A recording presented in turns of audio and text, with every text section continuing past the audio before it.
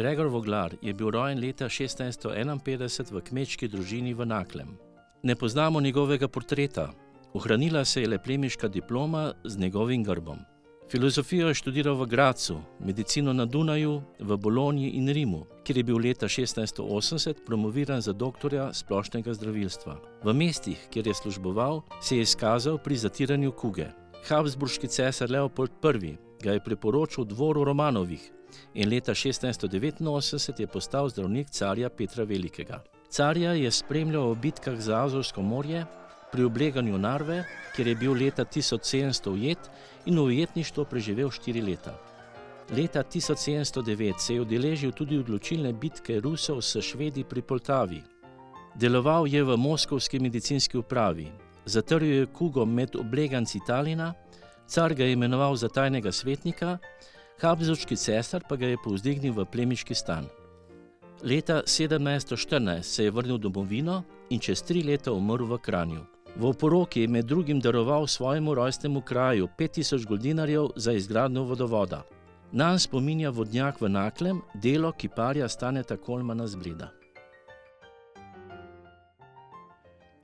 Lep uvod v današnji večer. Kolega Damjan Sova, izvolite. Hvala lepa. Hvala lepa.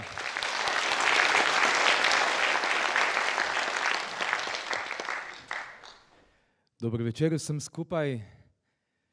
Damjan Sova je moje ime, kot smo že slišali. Hvala lepa za ta sprejem na Bledu. Vsako leto sem in tja, tedaj, ko nadučitelj, nadprofesor, kolega Miloš Klemen Mahorčič ne more tokrat iz privatnih razlogov priti na Bled, ker je odpotoval za nekaj časa.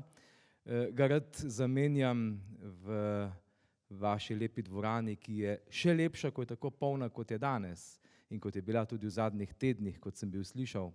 Cikl predavanj letos, oziroma sedajle v tejle pozni zimi, zgodnji pomladi, je namenjen družini Romanovih in veliko ste že slišali o družini do sedaj, seveda pa se bomo danes ukvarjali predvsem s Petrom Velikim, gotovo najpomembnejšim vladarjem ruskega poznega 17. in zgodnega 18. stoletja. Torej, Peter Veliki je nedvomno eden od tistih, ki je spreminjal tedanji čas, tedanji svet.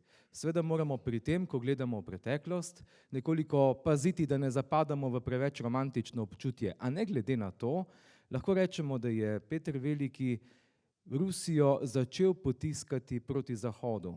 Ali je to dobro, ali je to slabo, ali je to ustrezno ali ne, je težko reči, kajti kot bomo videli, mu marsikaj uspe. Uspe mu pravzaprav skoraj nemogoče. Konec koncev je iz nič zgradil mesto, ki je danes eno od najlepših na svetu. Sankt Peterburg. Mesto poimenovano po njegovem nebeškem zavetniku. Tam je krčil z neštevilčno množico, kot bomo pozneje še dejali, bolj kot ne suženjske delovne sile, prostrana, zamočverjena barjanska območja, krčil gozdove in gradil mesto iz nič. Sankt Peterburg je nekje udejanjenje njegove sile ali pa sle po življenju, ki je bil poln ves čas svojega 53 let trajajočega življenja. Peter Veliki je bil sin carja Alekseja, sin, ki ga je car dobil z drugo ženo. To je bila Natalija Nariškina. Car je bil poročen 2-krat. Prva žena je bila Marija Miloslavskaja, ki mu je prav tako dala nekaj otrok. Ti dve družini znotraj carske, bi lahko rekli, razširjene družine, sta pozneje, še posebej v času mladosti Petra Velikega, odigrali zelo pomembno vlogo. Veliko pomembnejšo, kot bi morda kakšna družina, ki je drugod lahko v tistem času odigrala neko vlogo, glede na to, da sta to bili nekako zunanji družini. Ampak, če še ostanemo nekaj časa pri uvodu. Petra so kot imperatora in kot velikega začeli imenovati še za časa njegovega življenja, zlasti po tistem, ko je uspešno premagal Švede, eno od tedanjih ključnih velesil. Kaj se je bilo dogajalo v Evropi 16. in 17. stoletja? Zlasti v prvi polovici 17. stoletja se je bila dogajala 30-letna vojna. Po sredini 17. stoletja se začenja v Evropi vzpostavljati nek nov red, vse, kar se tiče posameznih, bi rekli danes, državnih entitet. Samo na območju Svetega rimskega cesarstva, nemške narodnosti, je bilo okoli 300 subjektov, ki so imeli značilnosti države. Na severu se je bila vzdignila nova velesila, Švedska, ki je pravzaprav obvladovala celo Skandinavijo, tako kot je to bilo v srednjem veku na primeru Danske. Rusija je bila tedaj potopljena v neke povsem druge čase, svetove in kulture. Rusija je bila neskončnost. Rusije ljudje pravzaprav tedaj niso poznali, še Rusi sami je nikoli niso prekrižarili od severa proti jugu. Kaj pravzaprav je Rusija sploh bila? Kolega Miloš vam je veliko povedal o tem že v preteklih tednih in z enim stavkom bi lahko dejali, da je Rusija bila nekaj državne kulture in nekaj cerkvene kulture v posameznih otočkih z Moskvo v središču teh otočkov. Poleg tega pa je poleg Moskve jasno treba omeniti še druga mesta, Veliki Novgorod, pa recimo Smolensk, Pskov in druga, in seveda Kijev, globoko dol proti jugu, ki ima še spomine na prejšnje zgodne srednjeveške čase Kijevske Rusije. A kljub vsemu, da imamo jasno izražene točke v posameznih mestih, ki pomenijo neka kristalizacijska območja kulture, pa Rusija ni bila sklenjena enota. Carji, oziroma njihova oblast, so bili bolj kot ne omejeni na Moskvo in okolico. Moskva vsiljuje svoj način življenja tudi onkraj svojih naravnih meja. A neke konkretnejše podpore ali pa administrativne kontrole pa v tistih brezmejnih prostranstvih Rusije pravzaprav ni moglo biti. Rusija je sestavljena iz večjih kultur, številnih jezikov, narodov, številnih pravzaprav trgovskih poti, ki sekajo ta prostranstva od severnih morij do Črnega morja ali pa od zahoda proti osrčju Mongolije ali pa tatarskega sveta ali pa proti osrčju turške nadvlade. Brezmejna prostranstva so tako šele postopoma želeli uokviriti v neko enotno državo. In tudi pri tem je bilo potrebno dozorevanje časa. In ravno v tem času, ki je nekako dozorel za to akcijo, živi Peter Veliki. Leta 1672 se je bil rodil v družini Romanovih, ki je bila tedaj že ustoličena na carskem prestolu. Že to je pravzaprav neke vrste fenomen. Ruski carski sistem se spominja zgodnejših časov in bizantinskih vplivov v območju carske Rusije, beri v območje Moskve. V srednjem veku so o Moskvi govorili, da je tretji Rim. Zlasti po tistem, ko Bizanc pade v turške roke po sredini 15. stoletja. Moskva ali pa cerkvene in tudi državno administrativne strukture v Moskvi same sebe razumejo kot, da so nasledniki slavnega Rima, slavnega Bizanca. Sedaj pa je vrsta na Moskvi, da kulturo odpelje naprej in jo reši pred turškim jarmom, pa ne samo pred turškim, tudi pred tatarskim oziroma mongolskim, ki je, kot vemo, za 200 in več let pravzaprav spremenil in spreminjal kulturo na ruskih tleh. Moskva, ki se ozira proti Bizancu, Rusija, ki sprejema vplive iz vzhoda, in Peter Veliki, ki je na vrhuncu svoje življenjske moči, na prelomu v 18. stoletje, vso to brezdanjo pokrajino želel obrniti proti zahodu.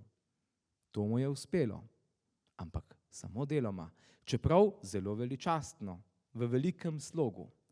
Torej, že ko se je začela njegova zgodba v smislu tega uradnega, formalnega dela, so se bili pojavili problemi, kot je vedno tako v navadi. Po Aleksejevi smrti je cesarski prestol zasedel Fjodor III., razmeroma bolehen, to je bil cesarjev sin, človek, ki vlada samo kratek čas, 6-7 let.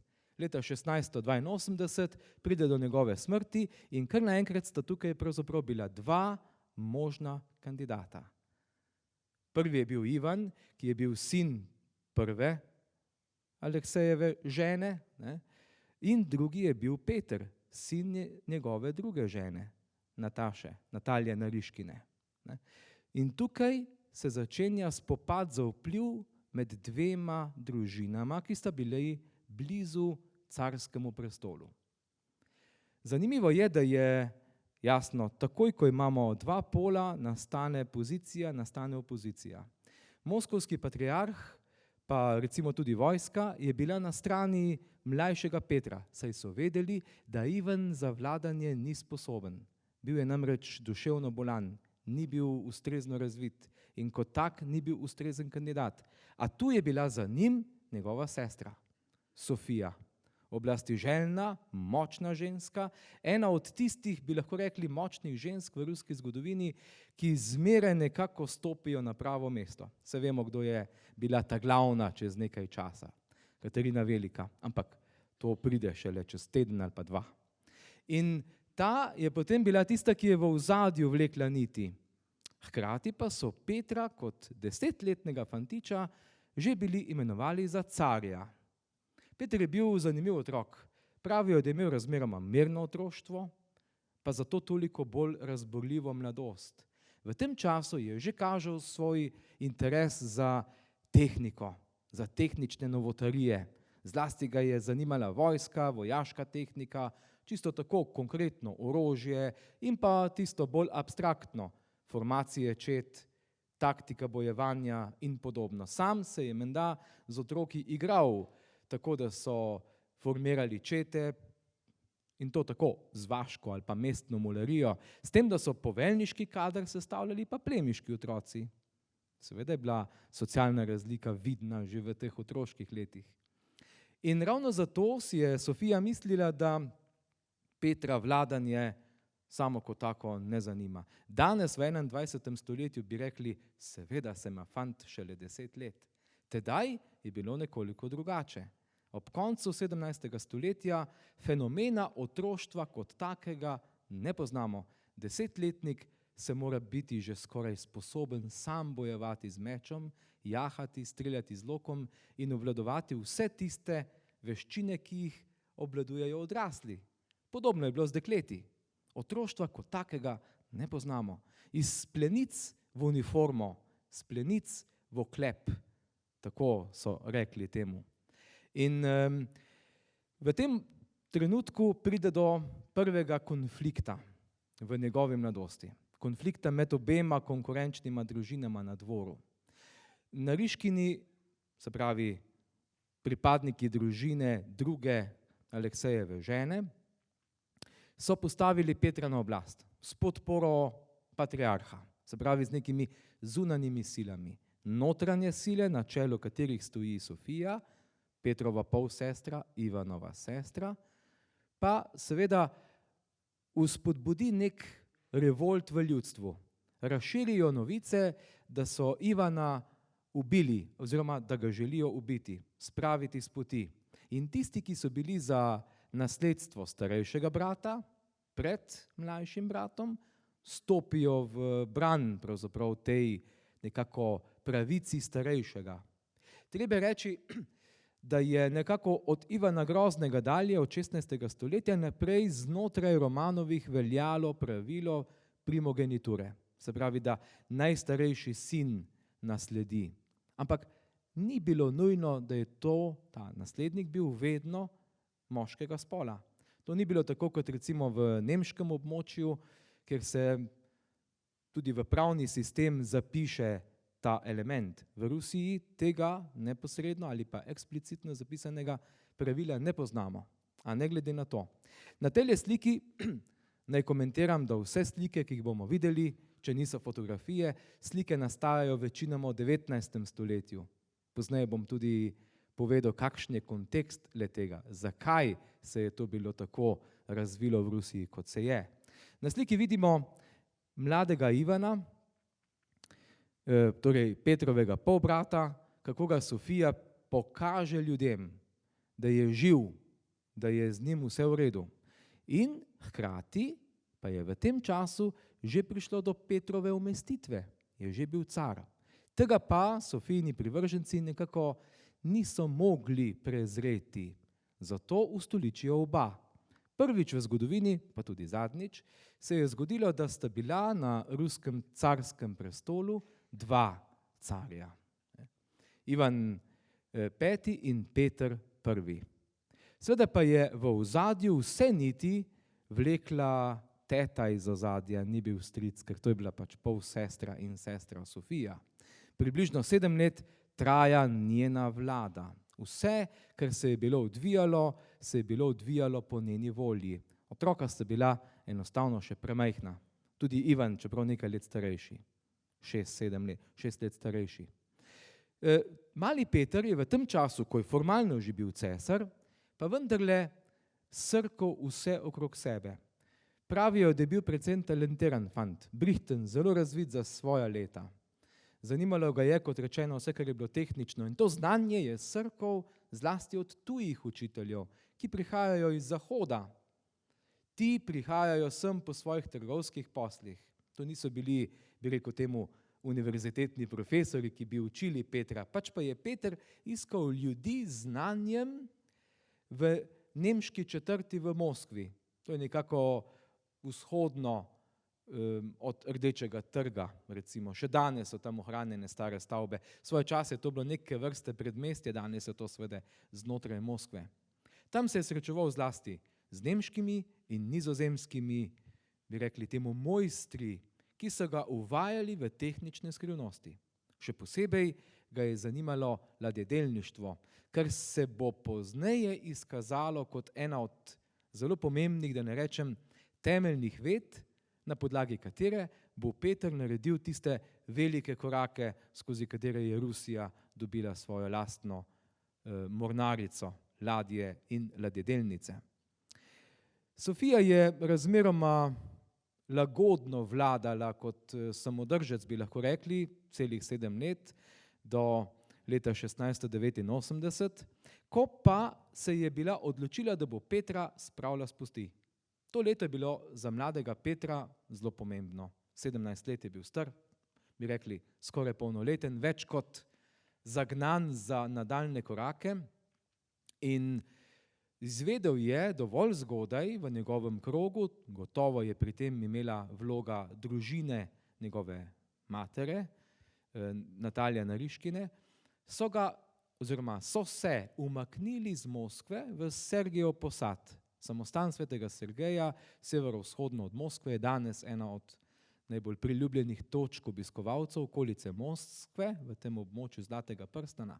In tja se umakne in se ubrani tega notranjega napada znotraj carskega dvora, ker je pravzaprav bilo nekaj, kar se pogosto dogaja, ne samo v Rusiji, tudi kje drugje. Konkurenca je bila pač huda. Zanimivost je bila, denimo, v času, ko sta vladala skupaj Ivan in Peter na papirju, dejansko pa njuna sestra oziroma polsestra Sofija, so samo za njiju naredili poseben dvojni carski prestol, ki je imel v ozadju en zaprt prostor, neko škatlo, tako, nek zastor, za katerega se je bila usedla Sofija in poslušala vse, o čemer je tekla beseda med Petrom in Ivanom in tistimi gosti, bojarji, torej člani višjega ruskega plemstva, ki so prihajali na avdienco. Sama je potem bila neke vrste prišepetevalka. Ona je polagala odgovore v Petrova usta. To je bila ena od zanimivosti. In ta dvojni prestol je še danes ohranjen in ga vidimo v Kremlju razstavljenega. Tukaj tale slika prikazuje en tak zelo skoraj da romantičen pogled. Natalija Nariškina na levi, mati in pa sin, mali Peter, zdaj že imenovan Peter I, ker je pač že bil ustoličen v tem času, kako s svojim pogledom nekje, kot vidimo, gleda izven tistih okvirov nevarnosti. Namreč, kaj se je zgodilo? Kot vidite, pri sliki piše upor strelcev. Strelci so bili elitna vojaška straža, garda, ki je bila cesarju ves čas na razpolago. Štela je več 100, več tisoč pripadnikov, 10 tisoč, celo več, bili so stacionirani na večjih točkah, ali v Moskvi, ali kje druge pozneje, ko Peter Veliki recimo svojo oblast širi proti Črnemu morju, tudi dol v okolici Azovskega morja in tako dalje. Bili so izjemna motivirana moč, sila, ki pa se je pogosto obračala proti cesarju, saj so jo cesarski nasprotniki večkrat s podkupninami, kakopak, izrabljali za svoje motive, za svoje namene. In tudi v tem je prišlo do prav te izrabe, se je Sofija začela širiti govorice, kot sem dejal, da želijo na Riškini uničiti in ubiti Ivana, edinega legitimnega carja. Ti so se uprli, ti so potem napadli Kremelj, bilo je veliko krvavih dogodkov. Peter sam je bil priča, ko so dobesedno ubijali njegove sorodnike pred njegovimi očmi. Pravijo zgodovinarji, da ga to verjetno zaznamuje. Kruti načini obračunavanja so ostali stalnica ruske politike, tudi Petrove politike. Kakorkoli je že bil razsvetljen, pa je na drugi strani kot vladar znal biti izjemno krut do svojih nasprotnikov, do opozicije. Tak pogled pravzaprav tako nekako v neko prihodnost, tako se zdi, ko gledamo malega Petra. No in to je pa Sofija, sestra Ivana in polsestra, pač eno in drugo, ker sta vsak od druge mame. Velika korpulentna gospa, tudi ta slika je iz 19. stoletja, jo kaže tukaj kot neko kruto, spletkarsko osebo iz ozadja, ki vleče niti, ki pravzaprav želi ustoličiti svojo vejo znotraj carskega oblastnega sveta. A ni bilo samo tako. Znala je tudi sprejemati kompromise s plemstvom, z bojarji. Bojarji so bili plemiči višjega ranga, tisti, ki so pod seboj imeli na tisoče in tisoče tlačanov. In ti so bili tisti, ki so pobirali davke in jih dajali naprej v carsko blagajno. Višina davkov je bila vedno problematična, saj še danes. In Sofija je znala na pravem mestu, ob pravem trenutku davke znižati, jih ublažiti in je s tem imela pravzaprav plemstvo na svoji strani. Tukaj moramo pogledati nekoliko širšo sliko Rusije tega časa, ob koncu 17. stoletja. Recimo v zahodni Evropi v tem času tlačanstvo nikakor ni bilo več tako hudo, kot je to bilo v srednjem veku. Saj tlačani še vedno so, a je hkrati tudi veliko osvobojenih in svobodnih, to zlasti velja za prebivalce mest. Pa tudi tlačani davke plačujejo v finančnem smislu, tistih naturalnih dajatov ali pa dajatov v smislu delovnih ur je bilo vedno manj. Torej, ljudje živijo precej bolj svobodno, kot v Rusiji tega časa, kjer pa se zgodi nek temeljni preobrat. Ravno v času Petra Velikega se namreč zelo začne razvijati zunanja trgovina, tudi po njegovi zaslugi. Tukaj je sam bil precej pozoren na ekonomijo in jo želi odpirati zahodnoevropskim trgom, bi rekli danes. Te povezave s hanzeatskimi mesti, z Nizozemsko, z britanskimi oziroma z angleškimi mesti, zlasti z Londonom, so povzročile veliko povpraševanje zahodnih kupcev oziroma trgovcev po ruskih dobrinah, zlasti žitu in tako dalje. In to je bilo še celo 18. stoletje pravzaprav en tak fenomen, ki pa rezultira v tem, da so bili tlačani pravzaprav popolna lastnina njihovega predpostavljenega plemiča, ta pa je bil znova popolna lastnina carja. Se pravi, vertikalni ustroj je bil izjemno rigiden, strog. Vsi pridelki so šli po tej vertikalni liniji do vrha, tam pa na izvoz, v tujino, proti zahodu. Če je bila v Rusiji lakota, so na londonski borzi trgovali z žitom, ki je prihajalo iz Rusije. Za Rusijo 17. stoletja pravimo, da pade ali pa da se začenja razvijati drugače, kot se je razvijal Zahod. Zapade v neko tako imenovano drugotlačanstvo. Nekaj, česar na Zahodu ni bilo več videti v tako, bi rekel, ostrih črtah, gotovo ne, je postalo standardni način življenja po ruskih vaseh 17. in tudi 18. stoletja. In tukaj vidimo velike kontraste. Že samo na tem področju, pa še na katerem. Na eni strani carska oblast, razmeroma odtojena od običajnega ljudstva, medsebojni družinski spopadi in želja po obvladovanju carskega prestola. Na drugi strani pa prostrana Rusija s številnimi vasmi, ki imajo lahko tudi po več 10 000 prebivalcev, številnimi vasmi, ki pravzaprav živijo še v 15. stoletju ali pa še globlje nazaj v času. Grafika tudi iz 19. stoletja, ki prikazuje kronanje obeh, Ivana V. in Petra I. Ivan je nekoliko večji, Peter nekoliko manjši. Pozneje se bo seveda zadeva ravno obrnila, se je Peter tudi po tej telesni plati precej izstopil iz svojega sorodstva. Ko je odrastel, je bil visok več kot 2 metra. Menda 203 centimetre, nekateri govorijo o 206, ampak se vseeno. Precej višji od mene je bil. In precej višji od povprečne višine tedanjih prebivalcev, ne samo Rusije, pač pa tudi drugih krajev. Pravijo, da ko je potoval po Zahodu, bil tako ne za glavo, pač pa za glavo in pol roke višji od vseh okrog njega. In čeprav je, ironično, potoval inkognito, so vsi vedeli, kdo je Peter. Saj je glas o njegovi korpulentni postavi šel po celi Evropi, tako da skrit se ni mogel. Še en zanimiv moment, tisti, ki ste po Rusiji že potovali ali pa bili v Moskvi, ste gotovo obiskali arzenal in pa zakladnico znotraj tega kompleksa v Kremlju, je pokrivalo za carja. Pokrivalo, ki pravzaprav izhaja iz bog vedi kako oddaljenih zgodovinskih časov. Monomahova šapka se imenuje to pokrivalo na levi strani. In moramo kar takoj pokomentirati, kaj to pomeni. Gre za pokrivalo, ki je verjetno srednjeveškega izvora, verjetno 14. ali pa celo 12. stoletja. Zgodba pa pravi, da je bizantinski car Monomak v 11. stoletju to šapko poklonil svojemu vnuku Vladimirju, ko je ta ustanovil mesto Vladimir v 11. stoletju.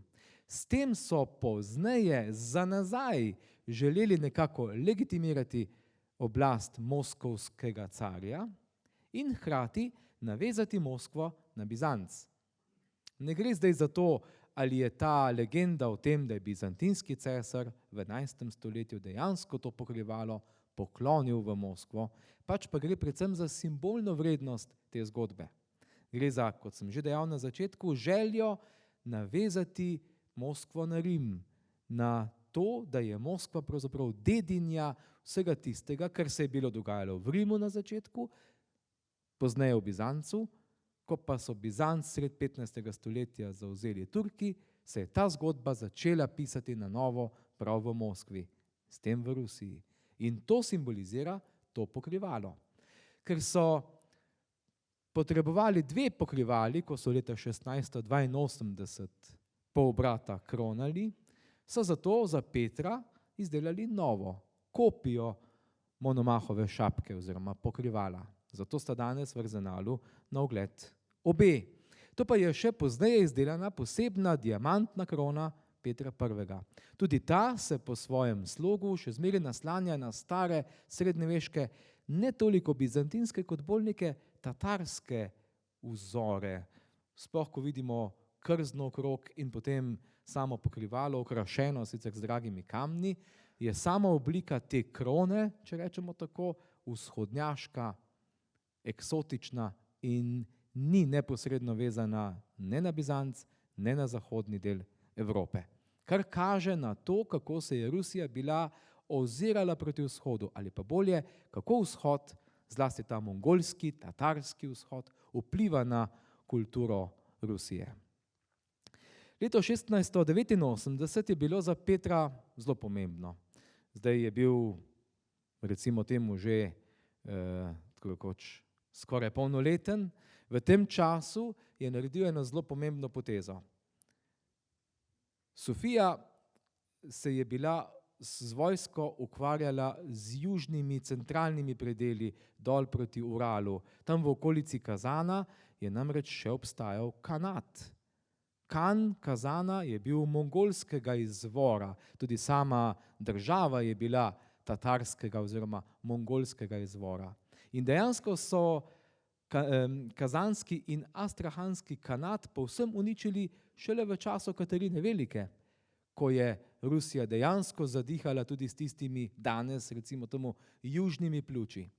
V tem času je nekaj poskusov osvajanja teh južnih območij bilo. Sofija se je bila opekla, Peter pa je skupaj s svojo mamo, ki v tem času še bila živa, izkoristil priložnost. Sofiji so ubranili povratek v Moskvo in jo zaprli, izgnali v samostan.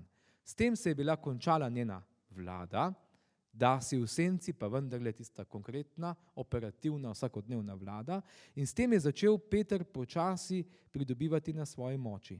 Še nekaj let bosta s svojim polbratom sicer skupaj sedela na prestolu, a Ivan pri njegovih odločitvah ne bo imel nobenega vpliva.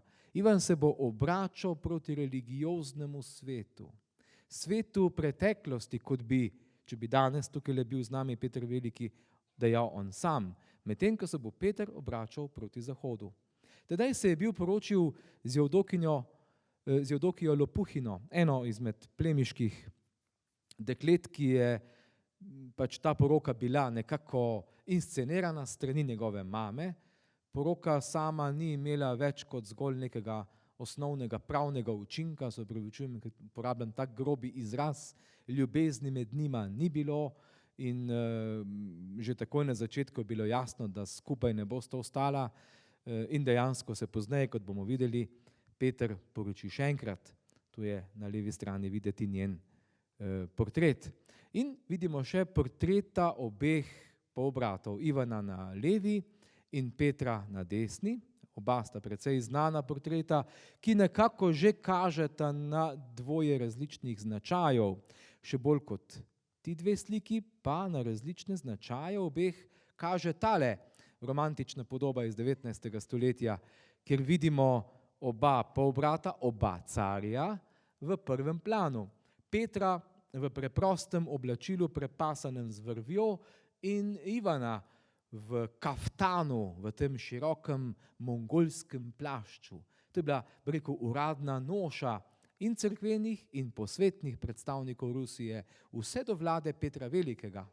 Tukaj vidimo, kako močno sta bila vzhod in carska oblast povezana v eno samo enoto. Tukaj še ne moremo govoriti o povezavi med vzhodom in zahodom. To je nekaj, kar bo začel uvajati šele Peter Veliki. In na to pravzaprav opozarja tudi sama slika, saj je Peter očitno oblečen po zahodni šegi, sicer v preprostem, da ne rečem delavskem oblačilu, a vendarle na tej sliki Petra jasno vidimo kot nekoga, ki ga ne zanima tatarski kaftan, ta široki razkošni plašč, pač pa ga zanima nekaj povsem drugega.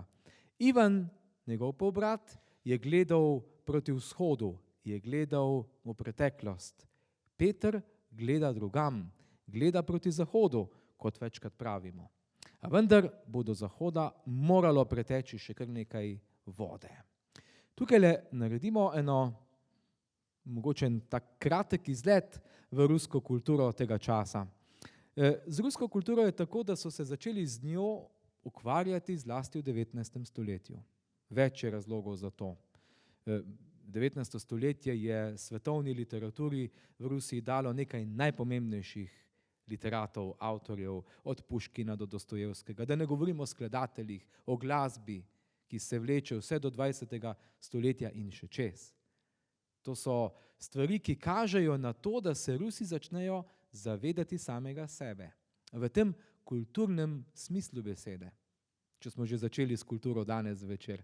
In tukaj se je začela kazati dvojnost. Na eni strani Moskva, zazrta v tradicijo, v preteklost, Moskva kot steber krščanstva, Moskva kot garant preživetja pravoslavja, kot so si moskovski patriarhi vedno mislili o sebi. In na drugi strani Rusija brez kraja in konca, številnimi vasmi, številnimi jeziki in narodi, ki se ozirajo proti eksotičnemu vzhodu, številnimi vzhodnjaškimi navadami. Kaftan in moda sicer to so bili samo nekako zunanji znaki. Notranji znaki so še bolj zanimivi. Malo naprej smo šli, da ne rečem, še do Sibirije ni bilo treba priti, pa smo že našli po vaseh posamezne šamane, ki so izganjali hudiča in hudega duha iz bolnega človeka. Tam popa skoraj niso videli, ali pa je pop in šaman bil skoraj ena in ista oseba. Se pravi, predkrščanske religije in kulturni vzorci so bili v Moskvi, pa ne v Moskvi, izven Moskve, pa ne tako zelo daleč od Moskve, trdno zakoreninjeni, še v 19. stoletju. In ravno tu se kaže sprememba te kulture skozi recimo časa Petra Velikega dalje do 19. stoletja, ko je bilo treba se obrniti na vso silo proti Zahodu in pravzaprav odrezati vse, kar je dišalo po vzhodu.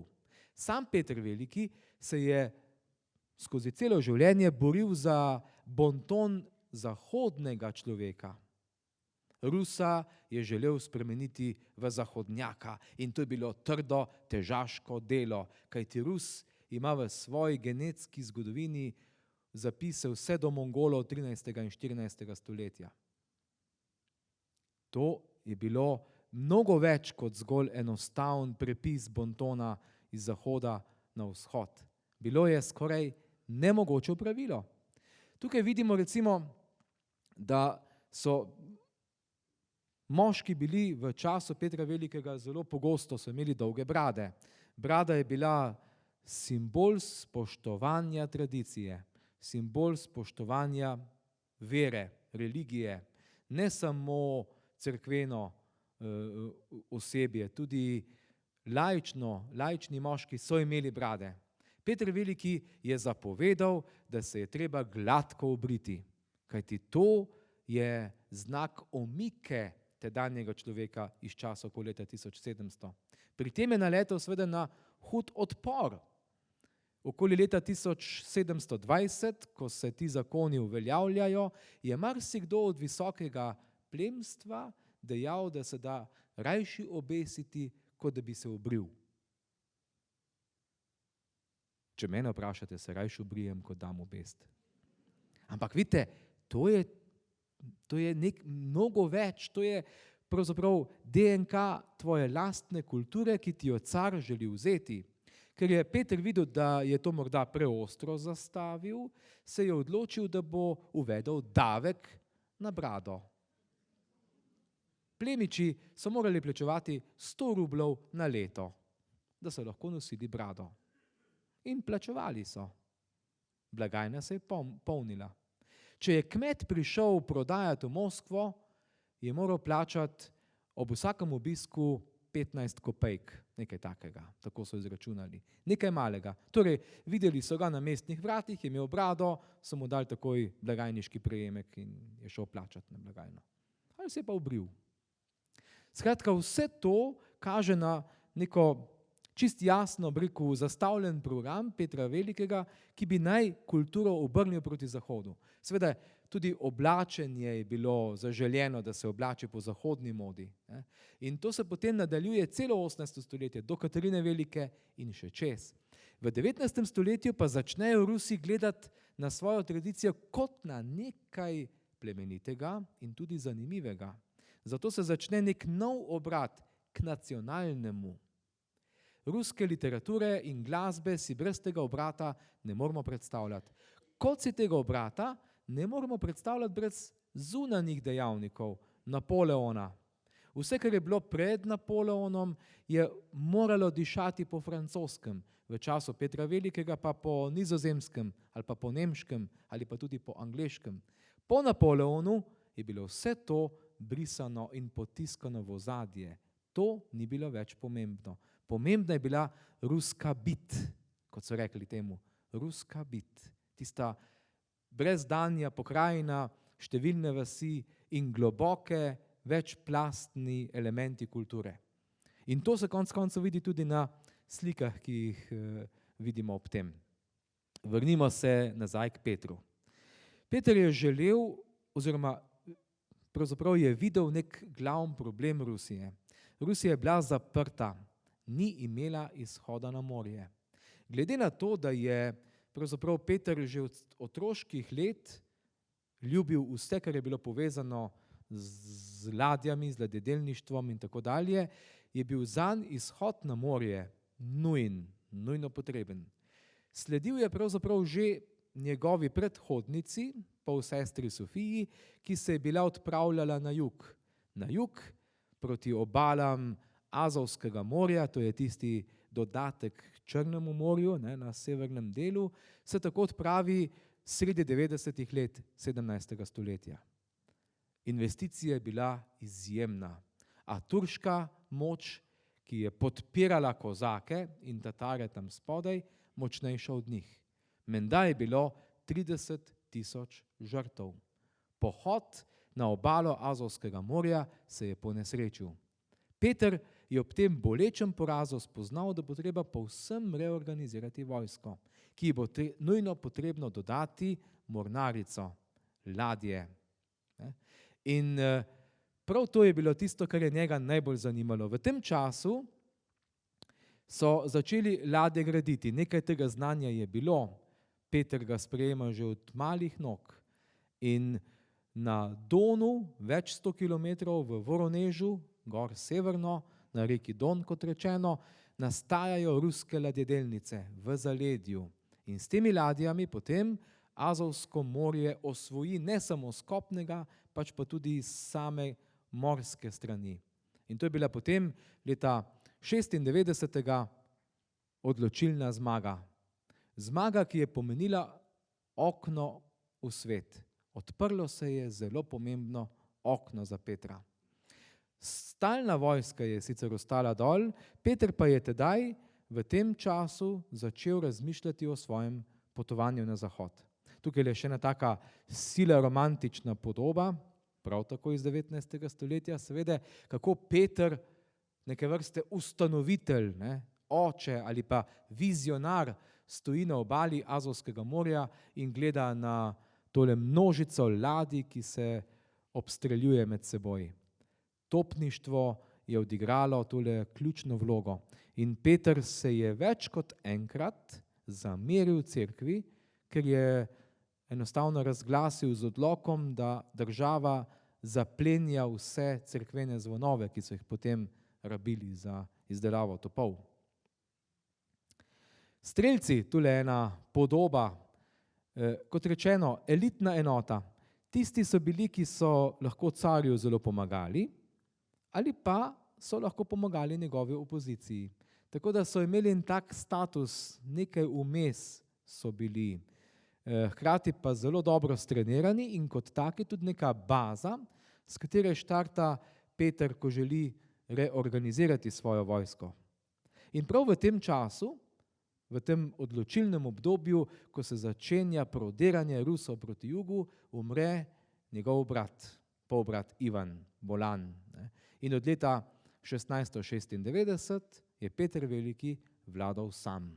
Nekaj manj kot 30 let je trajala ta njegova vladavina. In zdaj se začne pravzaprav z velikimi koraki razvoj, kot ga nakazuje že njegov značaj. Leto pozneje, 97. se odpravi na zahod. Najprej je moral zadušiti enega od uporov strelcev. Kruto se jim je maščeval. To ni bilo ne prvo in tudi še ne zadnje maščevanje tej elitni vojaški enoti. Kakorkoli, po zadušitvi tega upora je potoval proti zahodu. Najprej ob pribaltskih deželah do Brandenburga in Berlina in naprej do Hanovra in na Nizozemsko, seveda. Nizozemska je bila njegova obljubljena dežela. Veliko je bil slišal in vedel o njej. Znal je tudi nizozemskih besed kar nekaj. Gotovo je znal tudi nemško, se je tega učil na poti. Na Nizozemskem ga je zanimala ne toliko politika kot obrt izdelovanja ladij. Peter se je menda sam rad pohvalil, da je obrtnik oziroma da je mojster 14 obrti. Od ladjedelništva do zoboderstva, so rekli. Peter Veliki je znal poskrbeti za vse. Tam je bil 4 mesece zaposlen kot čisto navaden Peter Mihajlovič, tako se je bil imenoval, Mihajlovič pač ne, po starem očetu, pač tako se je izbral, brez kakšnih nazivov, sicer pa ni potoval sam, ne, to je bila cela ekipa, to je bilo 300 ljudi v njegovem spremstvu. Bil je v ladjedelnici kot mojster, kot vajenc in se je učil. In tam je potem tudi naredil en čolnič, to je Matjuška, bi rekli temu, ruskega ladjevja, čoln, ki je imel tudi en jambor, ki je tukaj položen dol, ne, sicer pa lahko tudi čoln na vesla, ki ga je, kot pravi izročilo, izdelal Peter sam s svojimi rokami. Ne. In tukaj se je pravzaprav začelo tisto, da se je njegova ljubezen do vsega navtičnega začela tudi dejansko udejanjati. Vse, kar je bilo na Nizozemskem, mu je bilo zelo všeč.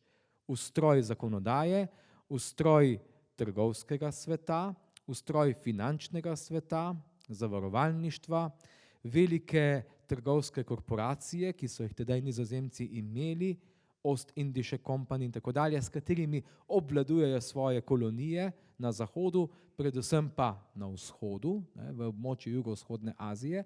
Vse to je predstavljalo nek navdih in zgled za Petra. To je želel prestaviti v svojo domovino. In če sem prej omenil, da je Rusija tedaj bila brez konca in kraja, prepredena številnimi arhaičnimi kulturami, so seveda te sodobne kulture materialnega sveta 17. stoletja bile za to večinsko Rusijo, po domače rečeno, čista znanstvena fantastika. Velika je bila razlika med Petrovo vizijo in Rusijo preprostega podeželskega ljudstva. A vseeno, Peter se ni dal. Vse mu je bilo zelo všeč. Tudi nizozemska trobojnica, modra, bela, rdeča, ki jo vzame in prevzame, črte obrne malo drugače in dobili smo rusko nacionalno zastavo. Tukaj je to morda en tak zanimiv dokaz, če rečemo temu, ali pa dodatek te zgodbe, ki govori o tej ljubezni Petra Velikega do vsega na zahodu. Še ena taka podoba Petra, tukaj Velikega bolj po fizični pojavnosti, ni bil veliki kot tako še imenovan, ne? V eni od ladjedelnic, kjer dela, se uči in seveda sanja o tem, da bo kot tesar prenesel vsa ta znanja v Rusijo. To je eden od bronastih kipov v Sankt Peterburgu v neposredni bližini admiralitete. Petra kot nekega ambasadorja ali pa kot obiskovalca iz vzhoda, iz območja divje Rusije, kot so tedaj še rekli, pa so tukaj v bron ulili tudi v Rotterdamu, ki ga je tudi bil obiskal.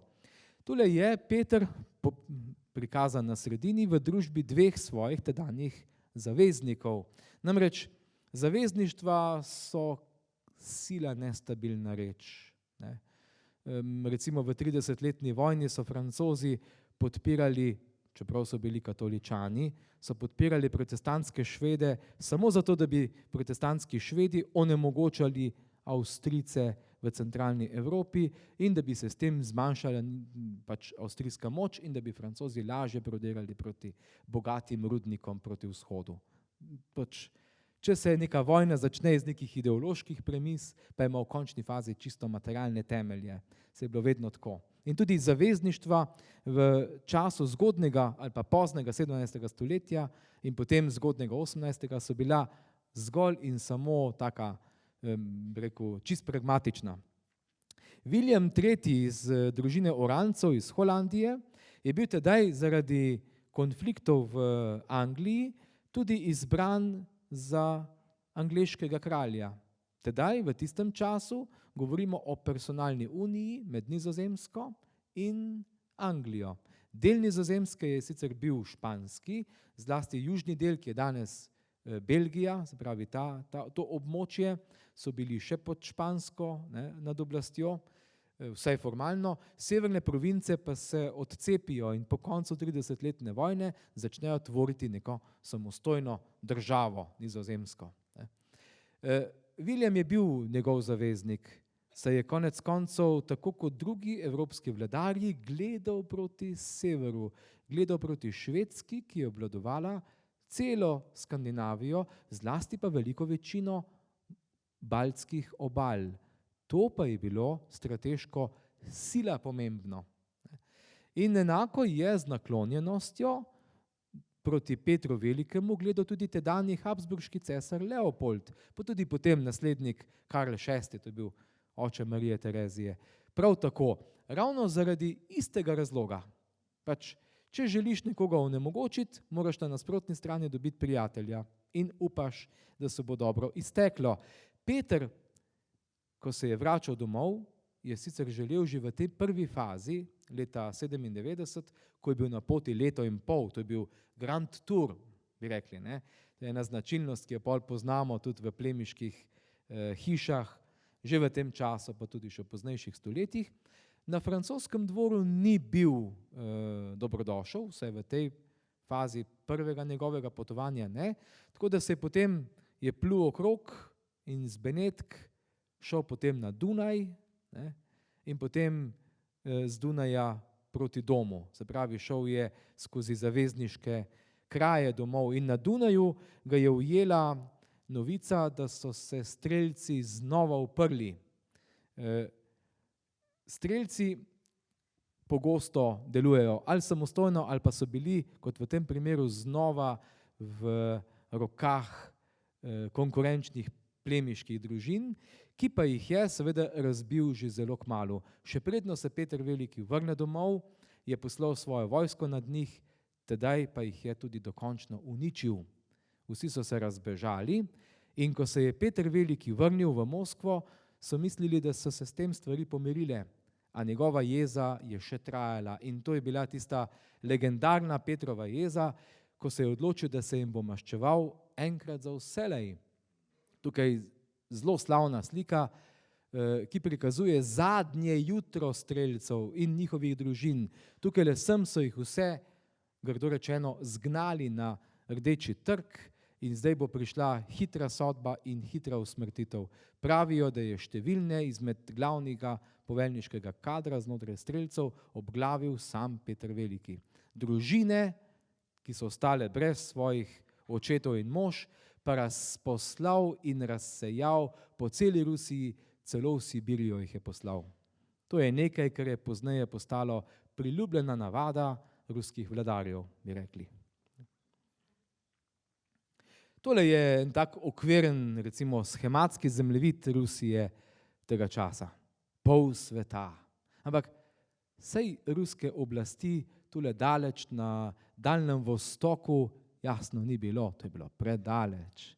Tukaj spodaj so bila mongolska plemena ali pa turška plemena, recimo Centralna Azija, tukaj le znotraj, so razni stani od Kazahstana, Uzbekistana in tako dalje. Spodaj je bila turška oblast in Perzija.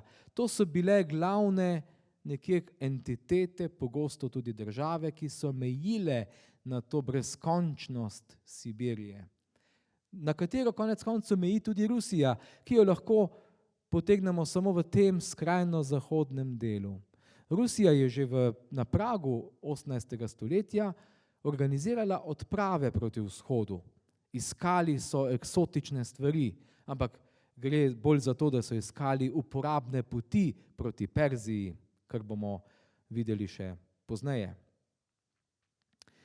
Kajti leta 1700 se začenja odvijati glavno poglavje Petrovih vojaških uspehov, najprej neuspehov, ki se pozneje spremenijo v uspehe. Poglavje je vezano seveda na obvladovanje Baltskega morja. To je bilo pa tisto, ki je postalo v Petrovih idejah in sanjah ključno okno v svet. Rusijo je treba odpreti proti Zahodu, zato potrebujemo izhod na Baltik. Kajti izhod na Baltik pomeni izhod proti Veliki Britaniji in proti Holandiji. To je bilo ključno, to je bil ključen motiv. Od tam pa tudi na druge trge, bodisi na francoskih obalah, proti Španiji, Italiji in tako dalje. Torej, bolj kot Azov, bolj kot Črnomorje, Petra zanima Baltik. In zato začne vojno s Švedi na tem delu. Tedaj je bil na čelu švedskega imperija, bi lahko rekli. Vse, kar je zeleno, je bilo v različnih obdobjih švedsko, torej od srede 16. do srede 17. stoletja. Zlasti v tem času je, bi lahko rekli, Peter imel nekako smolo z začetkom vojne, saj je na drugi strani imel Karla XII. Zelo sposobnega, mladega, ni bil niti 20 let, ampak bil je izjemen naraven talent za vojaško taktiko in vse, kar je Peter pripravil, vse je švedska vojska uničila. Tukaj so bile izgube hude, ne? Torej začne se vojna po tistem, ko Peter pride ves navdušen iz Zahoda, ko pride z Nizozemske, ko pride tudi iz Londona, namreč tudi tam čez so potovali, gledajo angleške ladjedelnice, obiščajo Oxford in tako dalje. Ne? So na dvoru, tam so ohranjene še slike, portreti, ki nastane v tem času. Ne? To je bilo tako študijsko potovanje. In potem, ko pridejo domov, se začne konkretna akcija. Karel XII. Glavni Petrov sovražnik in Avgust II. Močni, glavni Petrov zaveznik. Še ena zelo pomembna figura. Avgust Močni je bil iz saške družine, doma je bil v Dresdnu, bil je saški kralj, ki pa mu je uspel veliki met. Dobil je na svojo glavo tudi poljsko krono. Namreč, Poljaki so imeli tako navado, da plemstvo voli kralja, ni šlo za enostaven prenos krone znotraj družine in za krono lahko ob seveda ustrezni pomoči financ, kako pak kandidira tudi zunanji kandidat. Avgust II. Je dobil krono. Očitno je obljubil dovolj. Sam se je zato takoj iz protestantizma spreobrnil v katolištvo, ker je bila zgolj čista politična gesta, v Dresdnu postavi tudi katoliško stolnico. To je tista v neposredni bližini Zemperjeve opere, lučaj od tiste lepe Frauenkirche, ki so jo zdaj popolnoma na novo postavili, se veste, Dresden in uničenje ob koncu vojne in tako dalje. Avgust Močni, šef majhne, a zelo bogate Saške, pod svojo krono vzame celo Poljsko, ki je tedaj obsegala še dobršen del Ukrajine pa gor pribaltskega sveta. Izjemno široko ozemlje.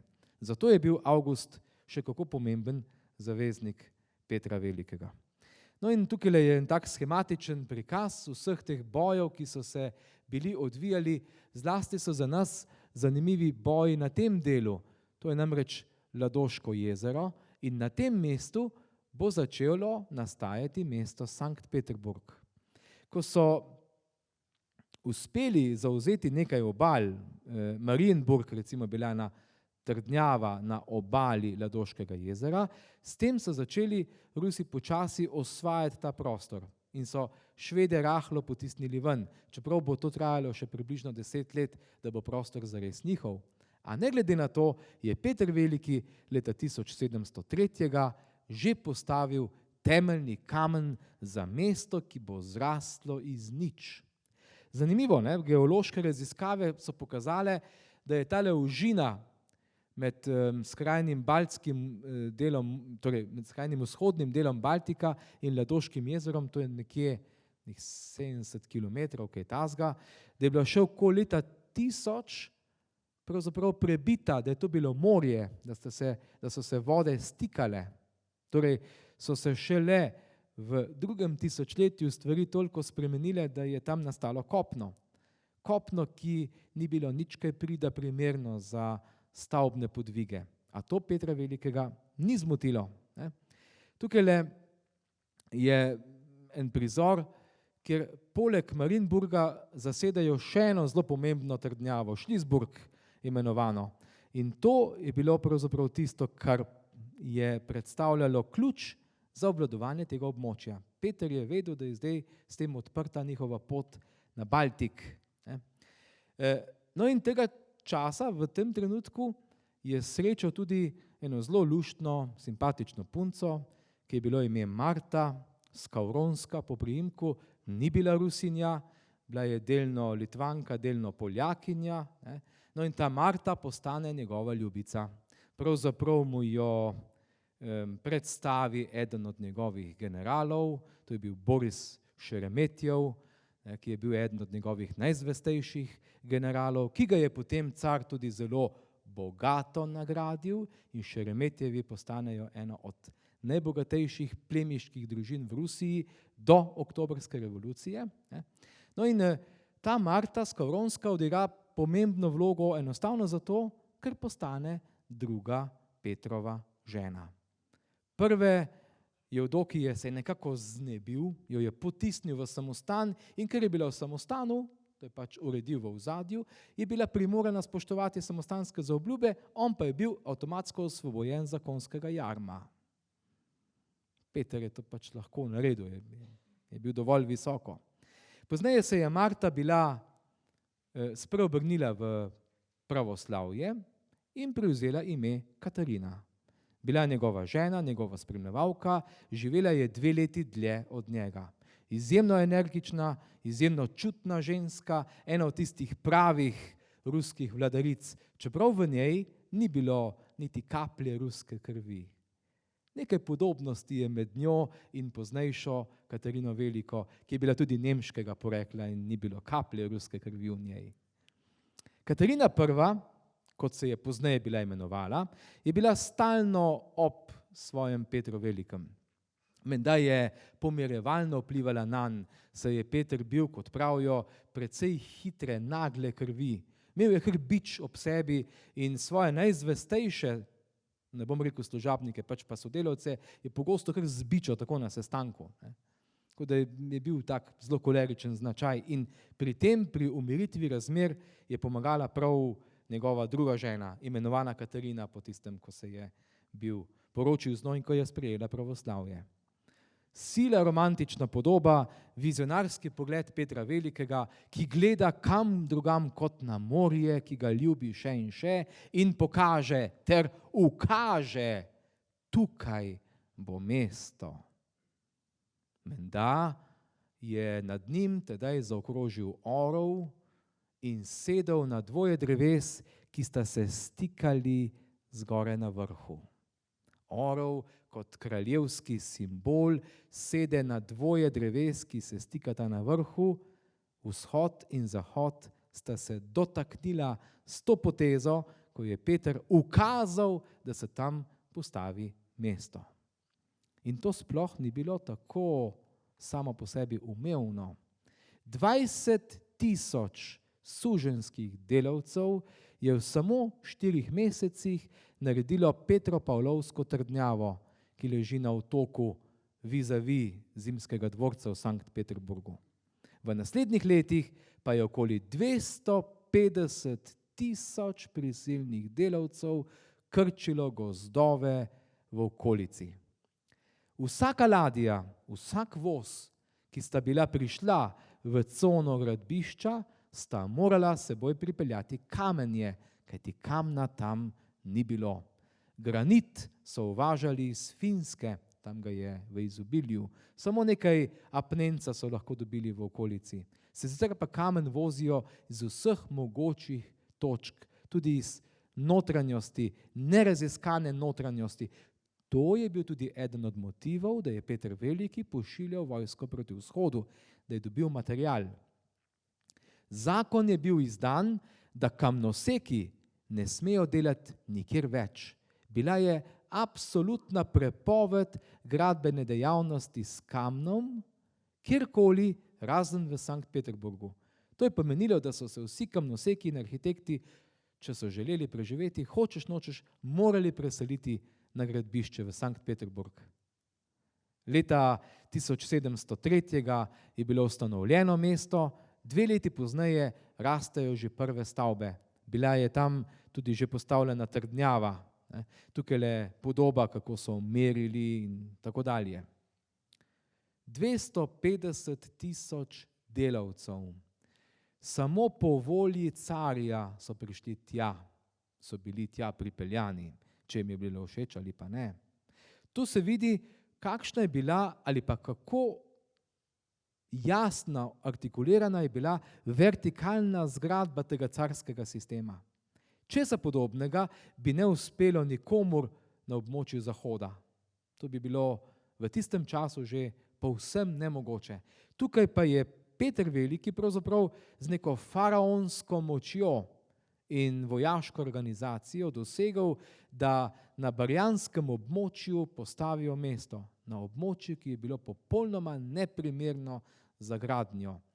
Ko so pozneje, in to je zanimiv detajl, na to so opozorila arheološka izkopavanja, samo nekaj generacij pozneje, v času Katarine Velike, 60. leta 18. stoletja, ko so povečali, gradili Zimski dvorec, tam, kjer je danes muzej Ermitaž, so ugotovili, da je nivo tal iz Petrovega časa že tedaj bil več kot 5 metrov nižje dol. Se pravi, v pičlih 50 letih so nasuli materijala za nekaj metrov na razmeroma širokom območju.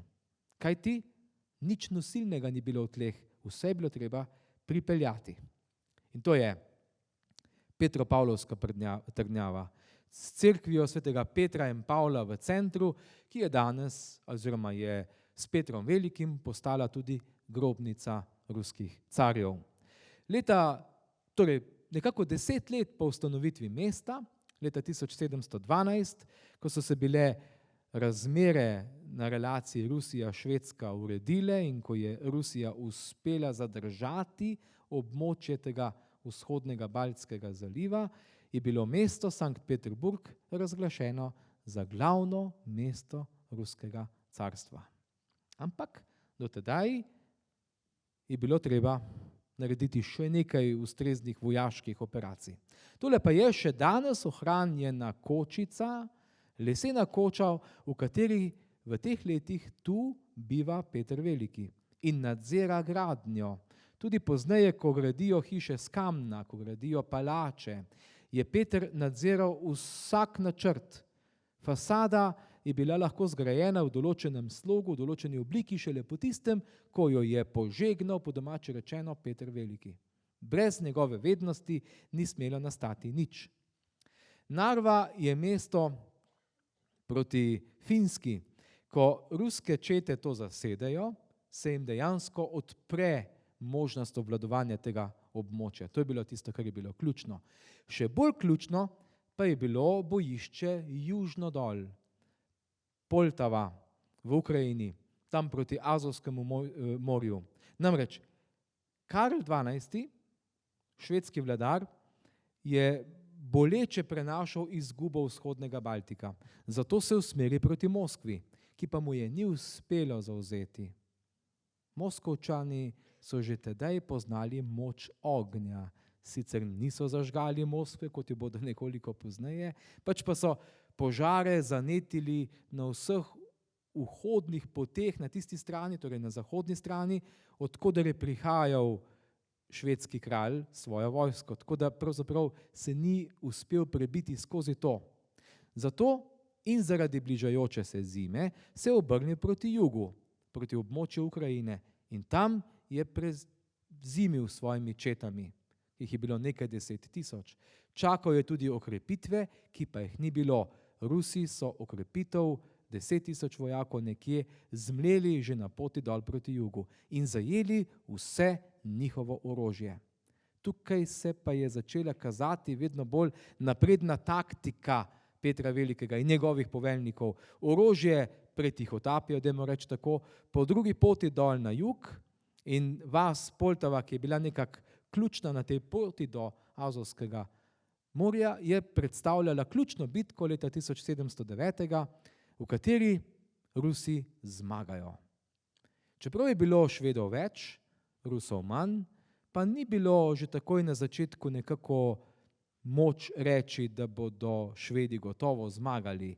Je pa zaradi tega strašnega pritiska Peter Veliki menda doživel totalen kolaps. Zaprl se je v en stolp in kot majhen fantič trepetal, bil je živčen, nervozen. Ne bom zmogel. In tukaj nastopi žena. Za uspešnim moškim je, vemo kdo, uspešna ženska. Katarina pravi, Peter, daj sprav se v ksep.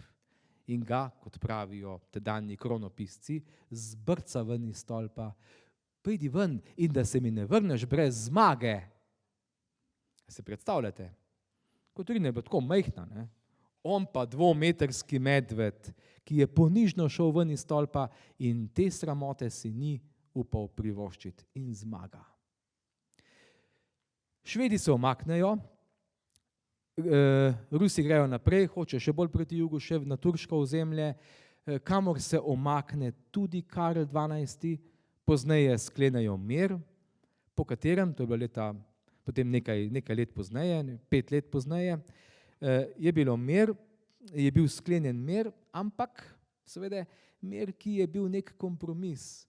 Rusi so sicer imeli tam izhod, a so pravzaprav morali zapustiti vse ozemlje, ki so ga zavzeli. Vključno s tem, da so morali podreti vse svoje trdnjave. Zmaga je bila sladka, rezultat je bil v resnici ničen. Rusi tam niso bili več gospodarji, saj so bili Turki premočni. Šele Katarina Velika potem osvoji ta območja. Karel, švedski vladar, se lahko vrne domov na Švedsko. To je bilo tudi podpisano v tej pogodbi. Ampak jeza je bila, tu sta bila ta dva bi se, če bi se srečala. Ne? In Karel nadaljuje vojno in na severni strani, to je bilo neverjetno, to je bila velika nordijska vojna, kot se imenuje vse skupaj, in traja 20 oziroma 21 let, od leta 1700 do leta 21. Začne se na severu, seli se na jug in slednjič se zaključi znova na severu, znova v tem delu, kajti prav ti predeli so bili sila pomembni za trgovino. In Rusom uspe prodor v notranjost Švedske, tam, kjer je danes Finska oziroma Karelija, ta območja zavzamejo severne predele Baltskega morja in tudi južne predele, tam, kjer so danes baltske države. Švedom je prekipelo, svojega kralja so ubili. Zanimivo. Vojaški genij, ki je končal na tak način. Hkrati pa se veliko zanimivega dogaja tudi v Rusiji sami. Peter ni miroval, zahodne navade uvaja v življenje. Sankt Peterburg postane zahodno mesto. Rekli so, da je že v tistem času bilo to zelo nenavadno mesto. Nekaj posebnega je, ker je podobno vsem zahodnim mestom. Ni tako kot London, ni tako kot Pariz, ni tako kot Hamburg, niti ne tako kot Amsterdam, ampak je vse to. Klasicistično zasnovano že v samem začetku, ravne linije, fasade, stebri, monumentalnost, mogočnost, je bilo nekaj v tem mestu čarobnega že od samega začetka, hkrati pa tudi nekaj tujega ruski kulturi. Moskva je bila zapredena v preteklost in religijo in to je bilo tisto, kar je Peter Veliki od vsega srca sovražil. Peter se obrača proti zahodu. Če je Versailles bil velik dvorec, je želel Peter zgraditi še večjega. Čeprav teh projektov, ki jih je sicer začel, ni končal on sam, pač pa potem njegovi nasledniki, zlasti čas Katarine Velike je bil tisti, ki Sankt Peterburgu da današnji značaj.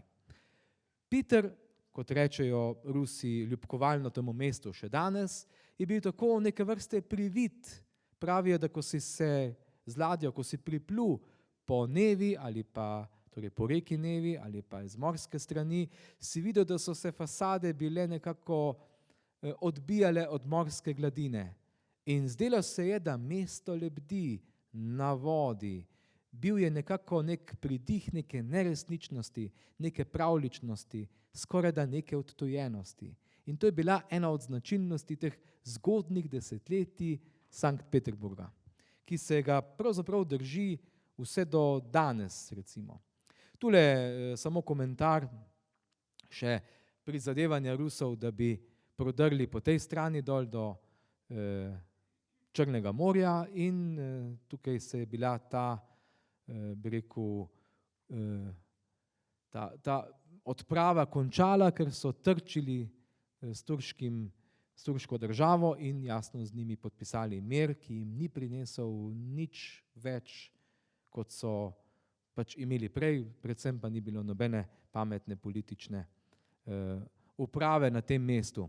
Kakorkoli že, tule na skrajnem delu vidimo, da so vzhodni del Karelije in pa obale Baltskega morja Rusi uspeli zavzeti in to je bil nedvomno največji vojaški uspeh Petra Velikega in to je prva edicija Zimskega dvorca.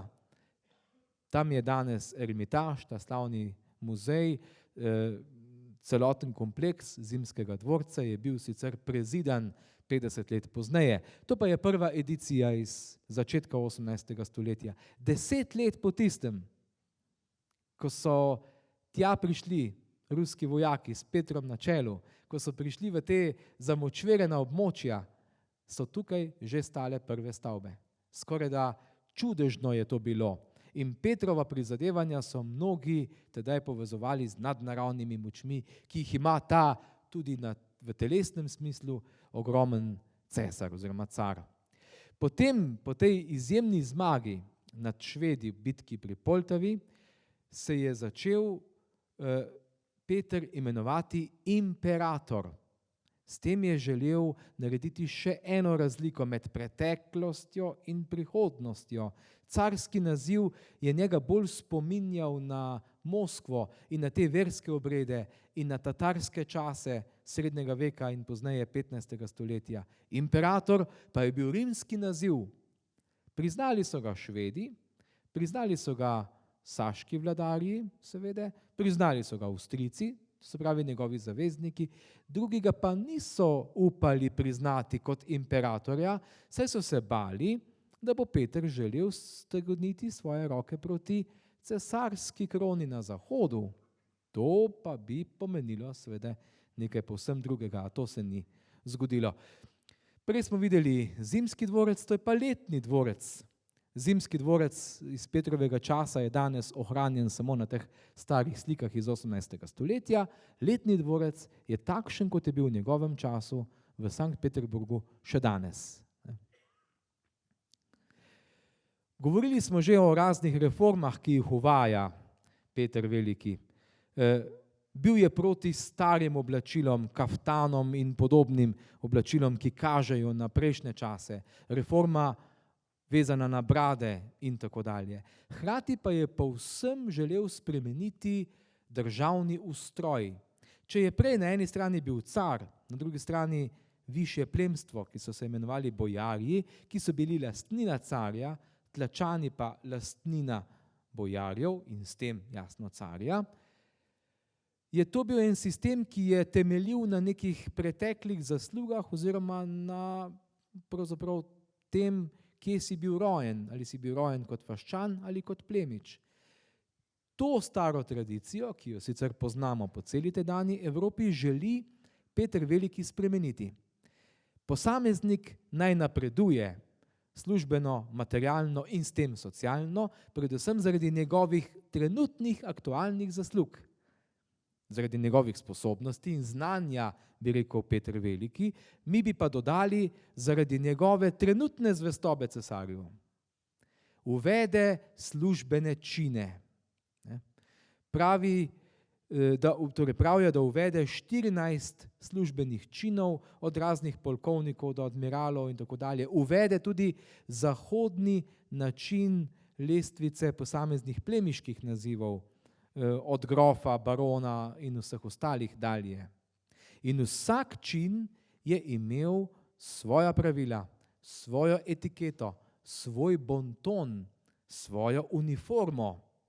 Najprej ste imeli recimo modre hlače z belo črto, potem pa ste napredovali v naslednji čin z modrimi hlačami in rdečo črto, potem ste dobili na ramena srebrn našitek po kakšnih toliko in toliko letih in vojaških zaslugah ste lahko dobili še en srebrn našitek ali pa že morda zlatega. To je ta hierarhija, ki se je spremenila v totalno obsesijo. Razne družine, recimo Šeremetjevi, ki so bili zelo blizu carske družini, od Petra Velikega dalje do konca carskega sistema, torej do oktobrske revolucije, so nam zapustile veliko kronik o tem, kaj se je bilo dogajalo na njihovem dvoru. Šeremetjevi so imeli eno lepo hišo, palačo na Fontanki, to je na tej reki, ki teče skozi Sankt Peterburg in je ohranjena še danes. In oni so, to je bilo značilno za plemstvo, imeli vedno odprta vrata. Pri njih je bilo vsak dan na kosilu 50-60 gostov, enako na večerji. Pravijo, da je recimo v 19. stoletju bil tam en možak, ki je 25 let hodil na kosilo in na večerjo, pa ga ni noben poznal. Enkrat so opazili, da ga ni, ker je umrl. Vrata so bile odprta. In potem imamo zelo zanimivo anekdoto, še smo pri hiši Šeremetjevih, verjamemo pa, da se je na carskem dvoru dogajalo nekaj podobnega, s tem, da je bila morda etiketa samo še bolj stroga. Ta je iz 18. stoletja, ko enega nižjega uradnika, recimo z modrimi hlačami in belo črto, ga je šef, torej sam grof Šeremetjev, vprašal, kako je bilo na banketu prejšnji teden. Zdaj, ponovadi so na banketu imeli mizo postavljeno v obliki cirilske črke P, mi bi rekli v obliki U, P, Peter. In na vrhu tega P-ja so sedeli najvišji predstavniki, po krakih dol, pa je seveda v skladu z razdaljo padal tudi čin povabljenca. No in ta, naš ubogi revež z modrimi hlačami in belo črto, je sedel na skrajnem robu te črke P, 40 metrov stran od Šeremetjeva. In ga je on vprašal, kako je bilo na banketu, če mu je bila večerja všeč. Pa je on rekel, ja, zelo mi je bila všeč, vse sem videl. Jedu ni nič, ker ni prišla hrana do njega, so že prej pojedli. Sina Alekseja Peter ni maral kaj dosti. In tukaj se zdaj že počasi nagibamo k koncu naše zgodbe in s tem k koncu življenja Petra Velikega. Aleksej je enkrat, ko je leta 1716 Peter Veliki hotel, da potuje z njim v Pariz, da bo tam mali videl kaj novega, je to enostavno odrekel in skupaj z zaročenko pobegnil na Dunaj. Karl VI, tedanji cesar, se Petru ni želel zameriti, zato je sina poslal nazaj.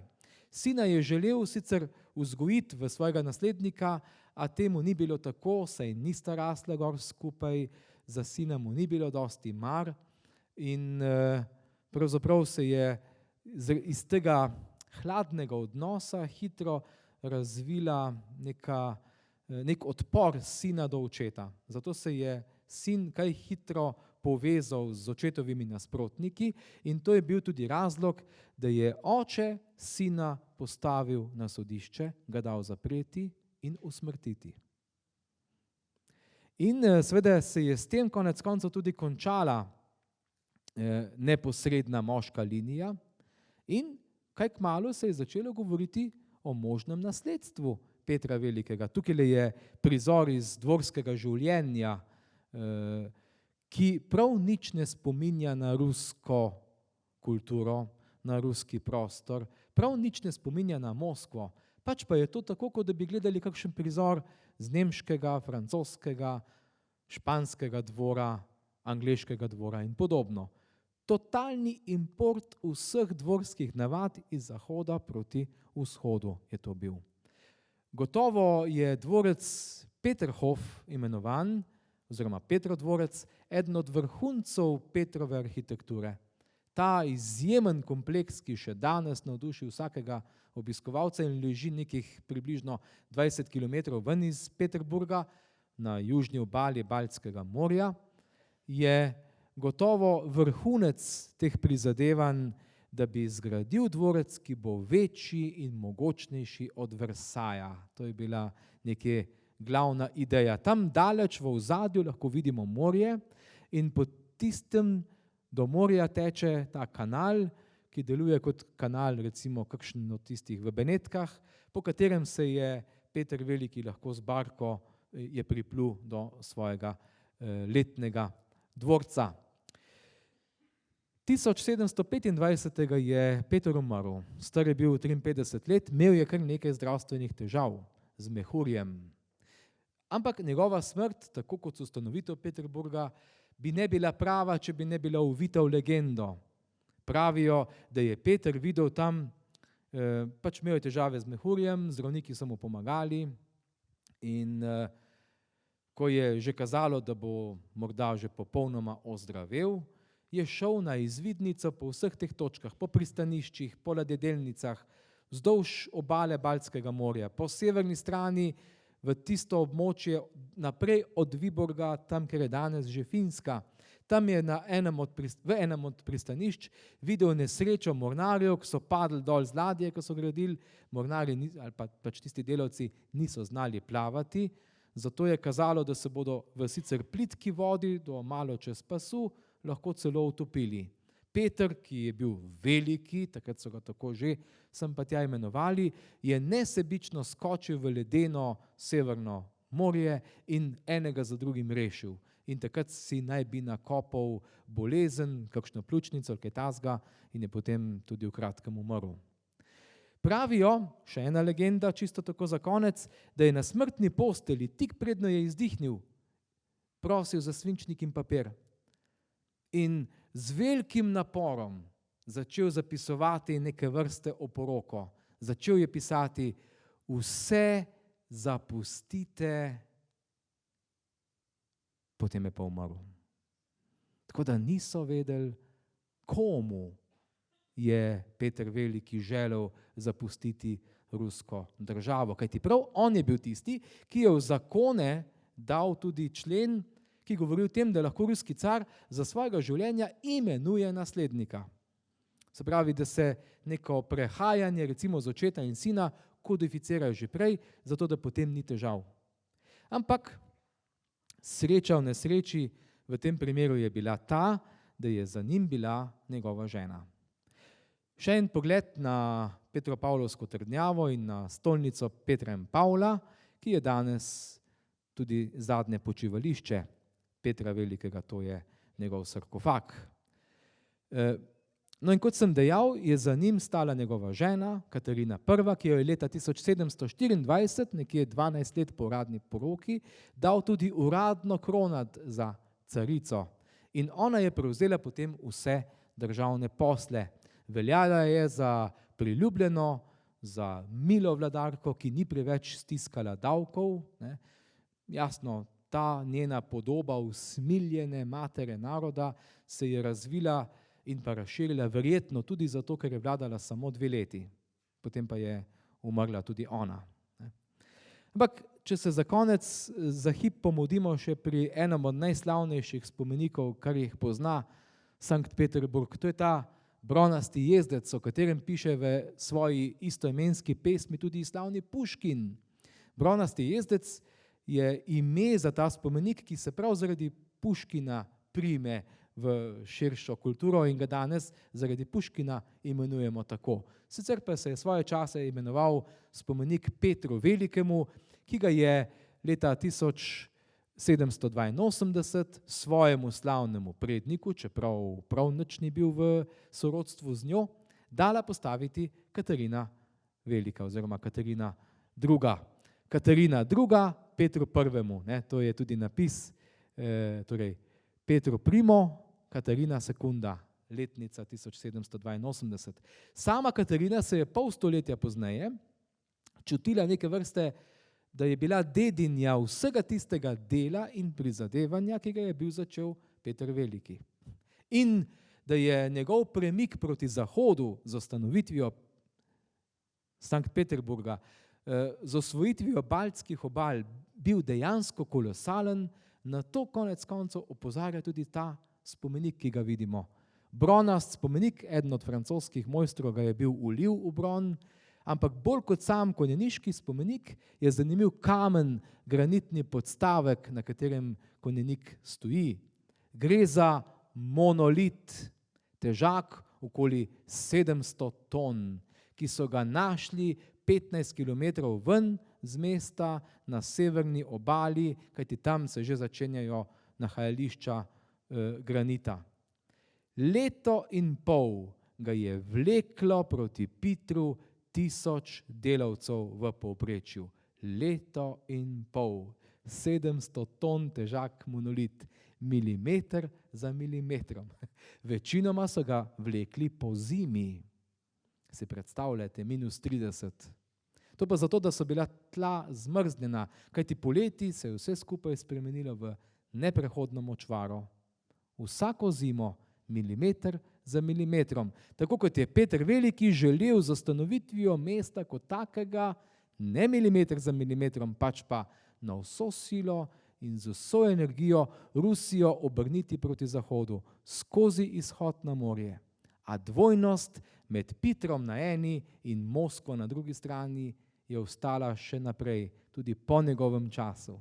Tako kot je ostala dvojnost med Pitrom na severu, Moskvo v centru na eni strani in zaledjem Rusije na drugi strani, na kar bodo potem opozarjali različni raziskovalci, pa konec koncev tudi veliki umi ruske literature v 19. stoletju. Vse to in še več pa vas čaka v nadaljevanjih, ko se med vas spet vrne kolega Miloš Mahorčič. Hvala lepa.